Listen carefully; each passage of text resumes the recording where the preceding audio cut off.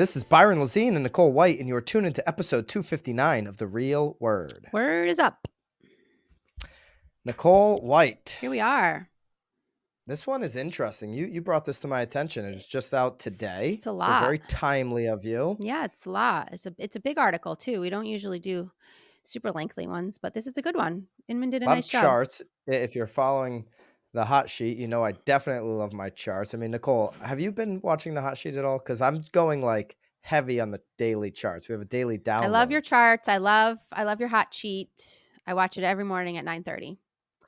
All right, Inman.com released today. Most homeowners are forking out big bucks to buy down mortgage rate. This is according to data released by Black Knight. Mortgage rates have eased from last year's peaks, and home prices in many markets have posted these double-digit declines. When we talk about double-digit declines, Nicole, we're talking about some of these major cities, major metro areas. 98% of America has not seen double-digit declines. Let us know in the comments if you're in one of those markets where you haven't seen double-digit declines in prices. Affordability still has a stranglehold on much of the market, according to Black Knight. Okay, so what they're seeing, and we're going to put up this first chart. It's very interesting.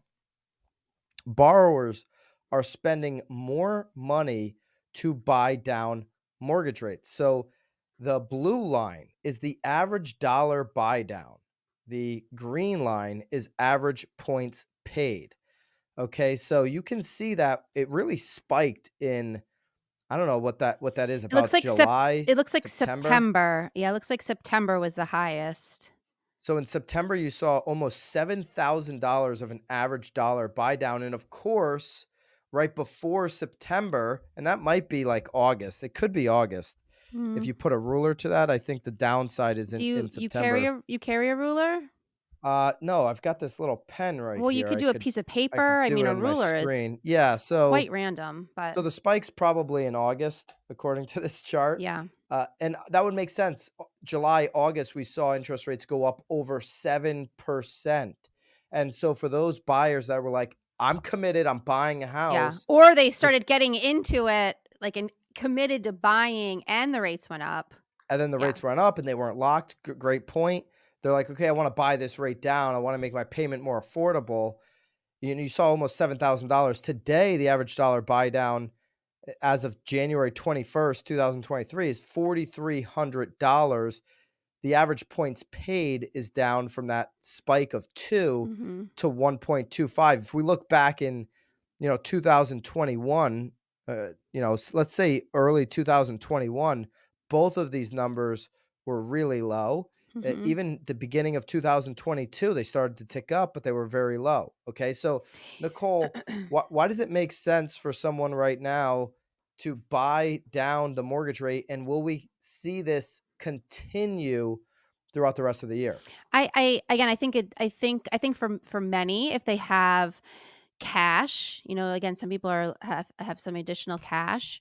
It makes sense, especially if they're going to be. I think it makes the most sense if you're going to be living there for a good amount of time.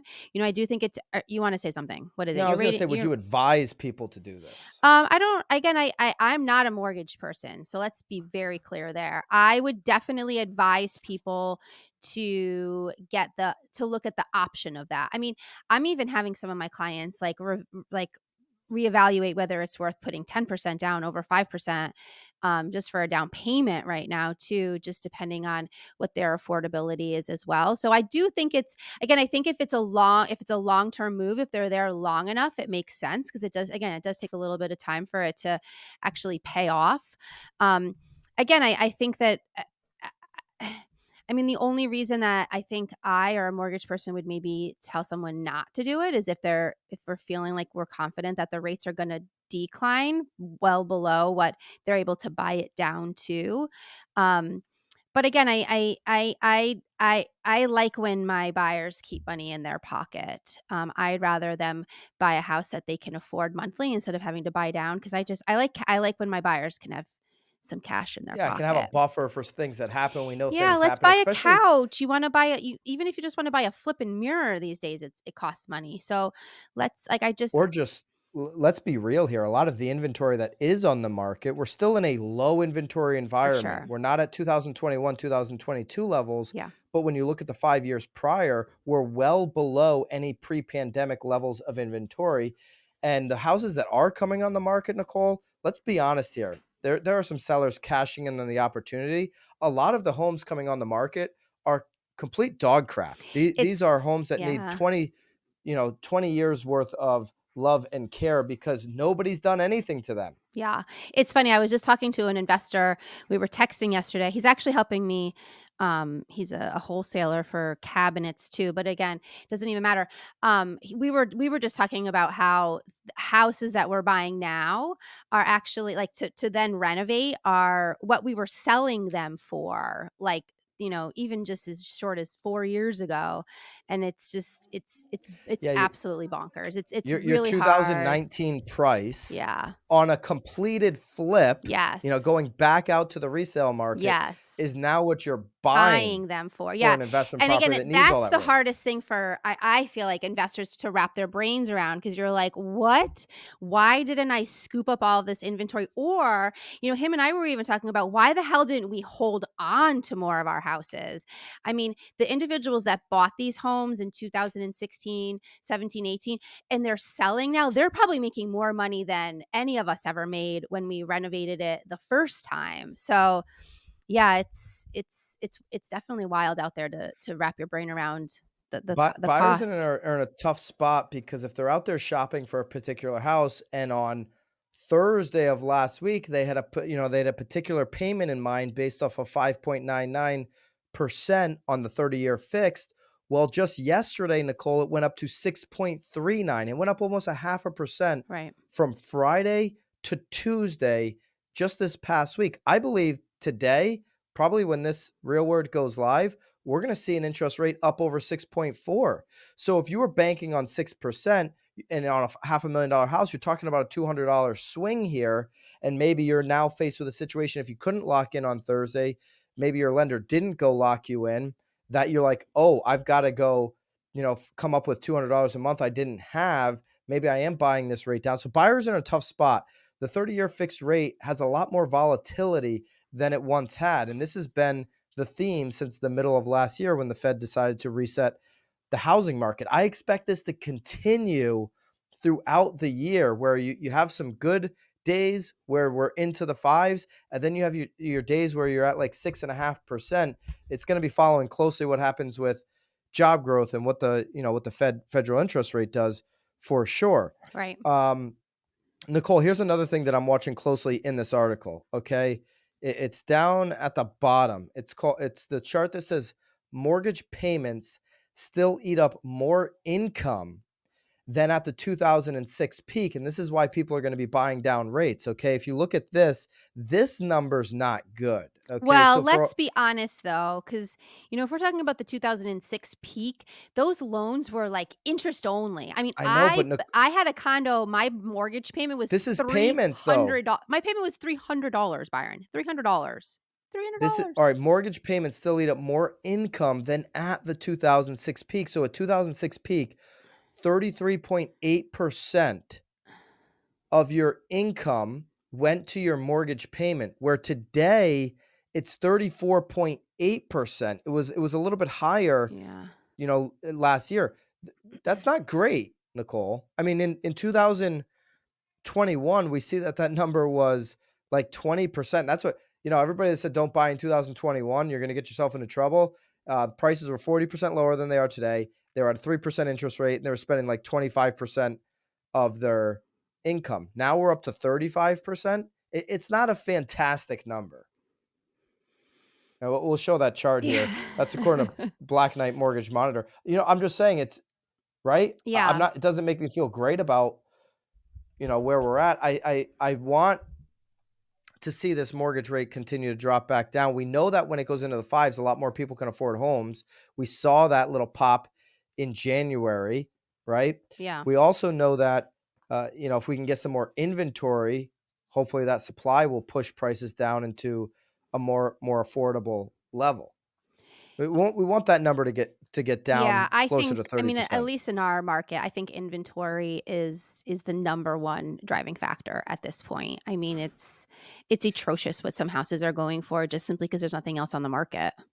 In a lot of non-city markets, inventory is an enormous issue. Huge. Yeah. And so we're well below pre-pandemic levels, and we would love to see more inventory, but all of this kind of factors into where this payment to income ratio is 34.8%. The national payment to income ratio is down from a recent high of 38.4, which was in October. That's crazy. 40% of income going to your mortgage, when rates average nearly 7%.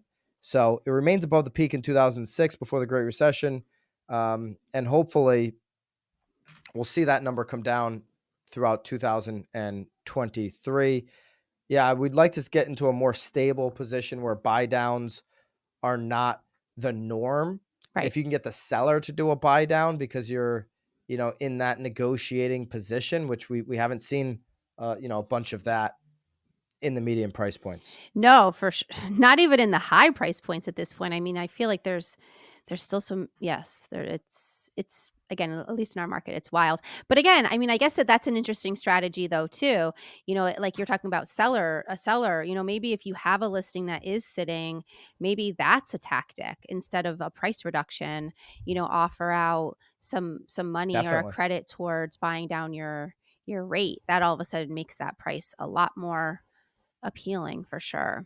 It's absolutely a move, Yeah, for sure. yeah, Somebody's trying to negotiate price. Hey, what's important to them? Are they trying to negotiate price based on payment? right. Because maybe we can figure out a solution here. Yeah, for sure. All right, racket number two. This is according to realestatenews.com. Do you have $3,000? Nicole, you got 3G? I hope so. Nicole, here are 3 ways to spend it on your business. If you're ready to invest in your real estate business this year, a few $1,000s can make a significant impact. All right, we'll get both of our opinions on if a few G can really impact your business. Number one, Number 1.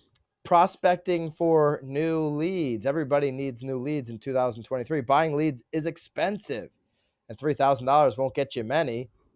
Sometimes a very valuable lead in a market is more than Right. $3,000. But if you're at a point in your career where leads are what you need, targeted geo farming. I mean, at any point in your career, leads are what you need. I don't Every understand that. What every point of your so career. Yeah. Chris Spiker. Chris, shout out to you at the Spiker Group. We haven't connected in a long time. He's got agents across the Mid-Atlantic and Hawaii. With this kind of budgets, buying leads in a zip code or a certain part of town isn't feasible. I'd agree with that. If $3,000 is your budget, you can't go to the number one lead source in America, which is Zillow. Right. The attention, if you want leads, where's the attention as it relates to home shopping? It's on Zillow. Right. That's where the attention is. Every other agent trying to kid themselves of something different is wrong. The attention's on Zillow. So you should find out a way to carve a place in that world for you and your business. If you got $3,000, my argument would be if you're only spending $3,000 on your business, you better partner with the brokerage or the team that can invest more in your business than you can. Right. And this Because you're $3,000 not is just like extra. you're not here's hey, agents out there, here's a wake-up call. You don't have a business Mhm. if you only have $3,000 to invest in it. So partner with the right team, partner with the right brokerage that can invest, that can pay to play, that can go out there and land grab on leads. Because if you can't do it, you better put yourself in a position to partner with somebody or a group that can. All right. So, Nicole, what's your thoughts on? I They're talking about targeted farming. So w you could take. What could you do with $3,000 to get new so leads? I Is there love is there anything? well, I love what he's saying here though, because he said I suggest looking at people who have been in a specific neighborhood instead of looking at the actual house. I think that's actually genius.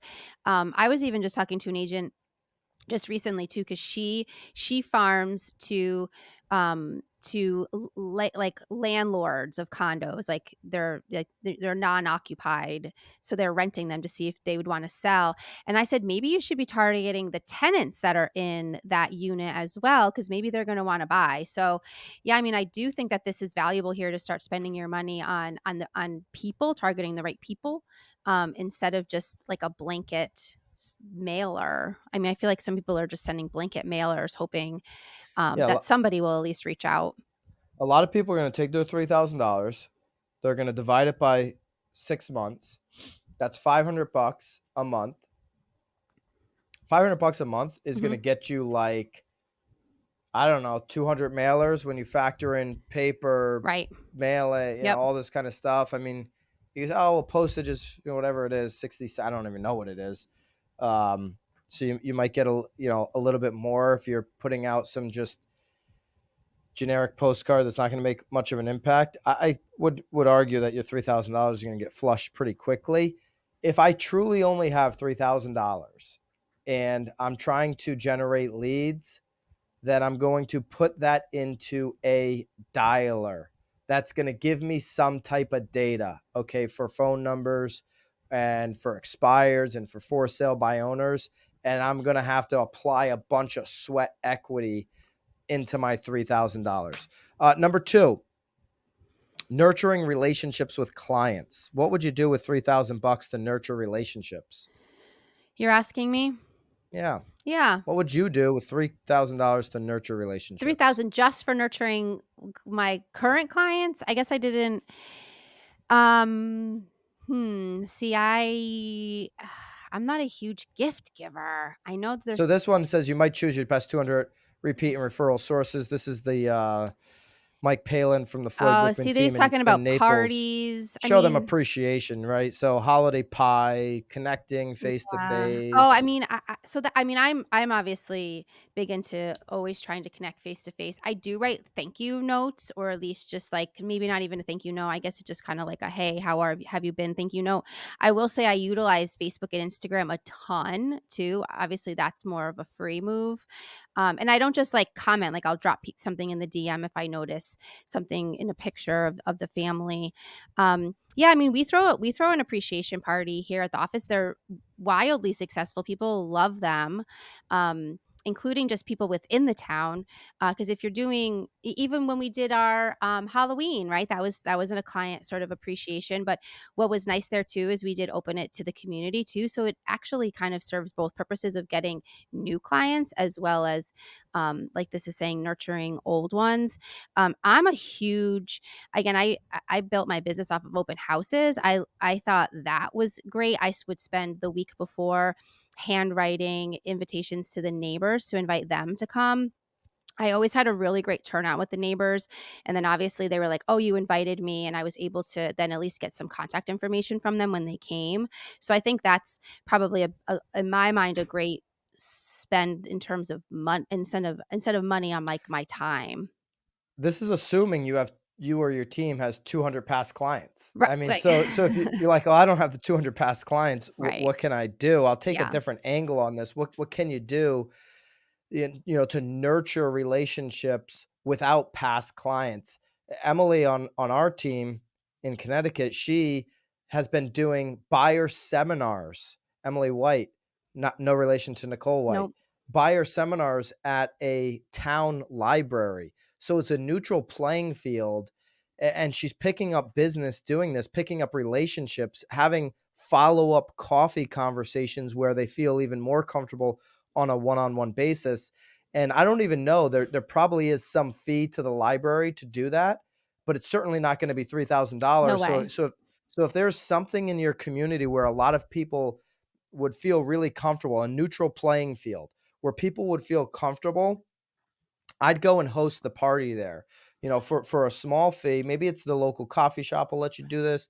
Maybe there's a bookstore. I feel like the town that I'm talking about might be the last bookstore in America. Oh, we Shout have a out to bookstore in our town Madison, too. Connecticut. Although Oh, well, yeah, that they that just put doesn't it on the count. market. That's I for feel like sale. I feel like I wanna buy it. So, some place where a lot of the people in the town feel real comfortable going to, and then having the seminar there where you can really nurture these relationships in a way that you're giving back. The gifting is good, but you've got to have more rapport than just gifting. Another angle would be doing this, this annual equity review. If you do have the past clients that own a home, giving them an annual equity review, but showing up with a $10 Starbucks gift card on top of the annual equity review as a nice little thank you. Okay, so number 3, Mhm. Exit Realty president Tammy Bonnell says upgrading your tech would be the way to spend the $3,000. She'd encourage agents, Nicole, to spend a good chunk of the $3,000 on a, wait for it, Wait for it. 5G cell phone. A phone. Now, Tammy, I am certain, you being the Exit Realty president, that you are a brilliant woman. Brilliant. And I'm going to take this as a you just needed to move on. You wanted to drop real estate news, a quick little soundbite. You maybe had 2 minutes on the phone, and so you were on your phone, and you said, "You know what? My I'm just going to phone. say phone, go Phone. buy a phone." And you didn't think twice about it. Didn't think you'd actually be quoted in this. She says this would give them more bandwidth for connectivity and the ability to stream large amounts of information without Wi-Fi. I mean, Tammy, please. First of all, Wi-Fi is readily accessible almost everywhere you could be right now. And this is giving agents the biggest excuse in the The book. biggest excuse. 'Cause I'll she's be ready and more productive yeah. to make my calls and text After messages I get a new phone. once I get a new phone. Yeah. I'll be really organized Yeah. when I get a color coordinated agenda Yeah. and I have every single highlighter color and I can sit there and the things I could do on Google for free, Yeah. I'm going to waste my Or time my coloring lighting into a kit book. comes in and so I can make my professional looking videos. Yeah. I'll be really organized when I go buy that new MacBook. This is the biggest racket I've heard in a long time. This is really bad advice. If you're operating on maybe an iPhone 5 or 8 or something, yeah, sure, go get one. And I'm a big believer. This is our tool. You should have a good phone. Yeah. But I would imagine that 99% of agents are operating with a pretty Well, good I don't phone. even think a new phone costs $3,000 unless, like, No, you're buying a new one each month. no. Yeah. And so listen, maybe this advice, if you're still an Android user, and I know I'm going to get hate in the comments for that, but maybe this is relevant for you, but I don't. I mean, she's even saying professional looking videos and Well, that photos. you need a lighting kit. I mean, she did go Uh, deeper so you can give yeah. tours, video clips. Yeah, I mean Okay. Go listen. 2023, upgrading your phone is not going to keep you in the business. I want to see you stay in the business. Now, some of those other options that we gave are going to help you stay in the business a lot faster. So. All right, Nicole, all left, right. middle, right, the headlines and politics agents and entrepreneurs, real estate entrepreneurs need to know about right now. What are they? So this is a CNN article. Biden to test run his reelection message in his first State of the Union to a divided Congress. That's tonight. That So if is you're seeing the tonight. real word on its release, then tonight at 9 p.m. Eastern time, President Biden will give his annual State of the Union speech. He's going to be doing this obviously in front of a divided Congress for the first time. His first 2 speeches were in front of a unified Congress. I'll use that word unified loosely. They were both on the same side of the political aisle. I want to at least get, you don't have to watch it. 9 p.m. is past my bedtime, but I at least want to get the transcript if I'm an agent. I want to know what our president thinks about curbing inflation, what he thinks about the economy in 2023.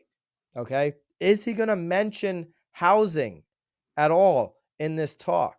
I listen and watch closely for the Fed chairman, Jerome Powell, every time he speaks, which he's speaking, actually, Nicole, he's speaking right now. He's speaking today as well, just a week after the FOMC meeting.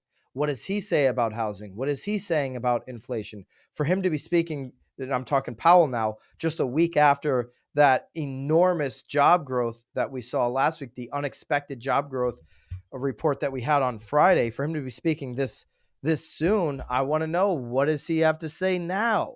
Because all of this is going to impact the rates. We saw the minute that job growth came out on Friday, well, what happened to the 10-year? The 10-year yield spiked up. The 30-year fixed rate spiked up. And I want to be able to at least articulate to my buyers, to home shoppers, what's going on. And listen, love them, hate them. President Biden is going to say some things tonight.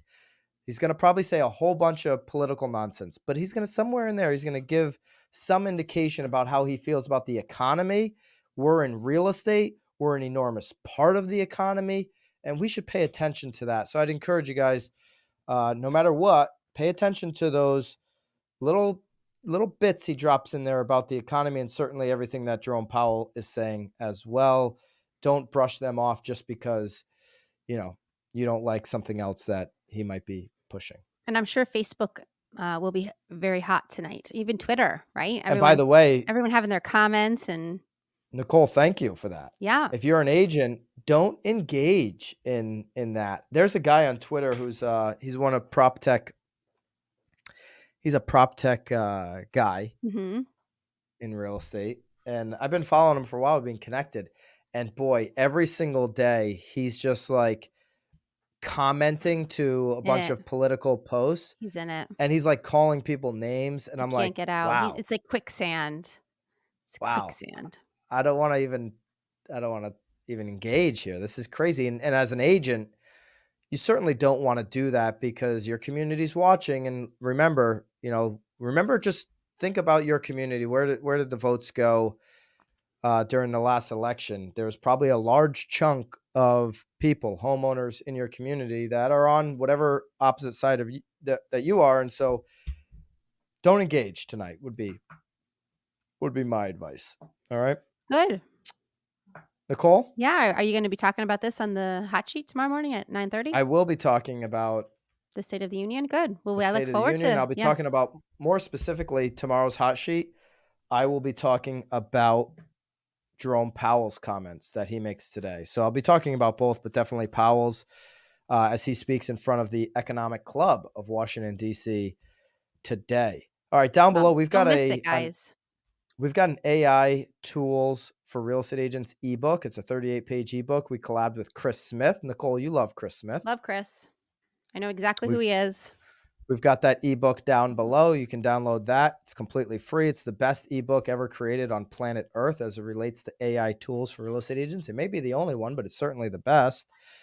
And then tomorrow, Wednesday at 4 p.m. Eastern time. Okay, so Wednesday, what's the date on that? February 8th. what? February 8th. The 8th, 4 p.m. Eastern time. We have a live cold call event.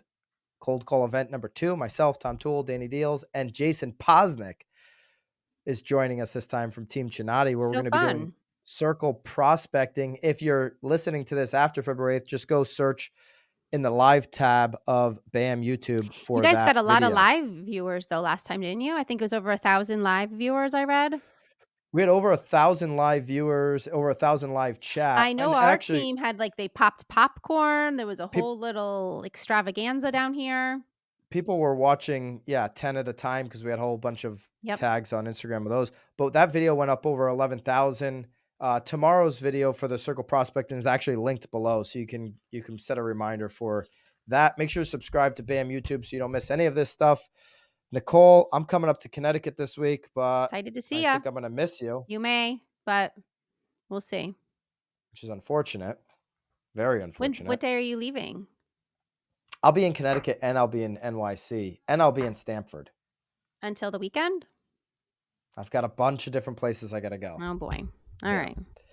All right, so if you're in any of those areas, hit me up, but I probably can't see you because he won't be able to see it all. Yeah. All right. Appreciate you guys.